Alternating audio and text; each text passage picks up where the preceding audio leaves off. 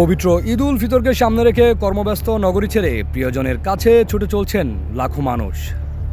নারীর টানে ঘর মুখো এসব মানুষের ঈদ যাত্রা নির্বিঘ্ন করতে আইন শৃঙ্খলা বাহিনী গ্রহণ করছেন বহুমাত্রিক নিরাপত্তা ব্যবস্থা। এরই পাশাপাশি সদস্যদের যাত্রা নিরাপদ, স্বাচ্ছন্দ্যময় ও সাশ্রয়ী করতে বাংলাদেশ আনসার ও গ্রাম প্রতিরক্ষা বাহিনী নিয়েছে একটি কল্যাণমুখী উদ্যোগ। আনসার ওয়েলফেয়ার ট্রাস্টের আওতায় পরিচালিত বাস সার্ভিস সেবা দীর্ঘ বিরতির পর বাহিনীর সদস্যদের ঈদ যাত্রাকে করেছে আরও সহজ ও আনন্দময়। সংশ্লিষ্ট সূত্র জানায়, দেশের বিভিন্ন গুরুত্বপূর্ণ রুটে গত বছরের নভেম্বর মাস থেকেই এ সেবা চালু করা হয়েছে।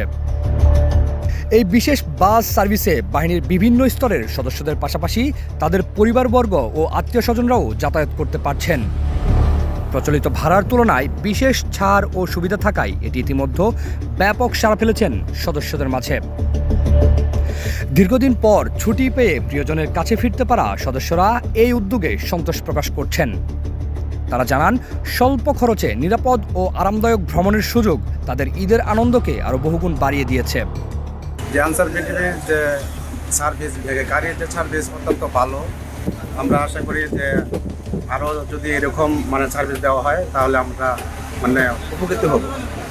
তো আমরা অন্য গাড়ি দেখা গেছে যে 700-800 টাকা ভাড়া দিতে হয়, এটা আমরা 450 টাকা দেওয়া যাইতে পারছি। এটা আমাদের জন্য খুব উপকৃত হচ্ছে। টাকাও কম, সুন্দর সার্ভিস হচ্ছে, খুব ভালো যাচ্ছি। আশা করি আমরা আগামীতে আরও এরকম সুন্দরভাবে যাওয়া আশা করব।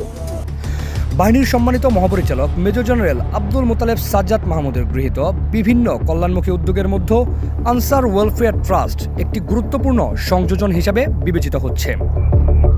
সামগ্রিকভাবে ঈদ যাত্রাকে কেন্দ্র করে আনসার ওয়েলফেয়ার ট্রাস্টের এই বাস সার্ভিস কেবল একটি পরিবহন সুবিধাই নয়, বরং এটি সদস্যদের কল্যাণ নিশ্চিতের একটি মানবিক উদ্যোগ।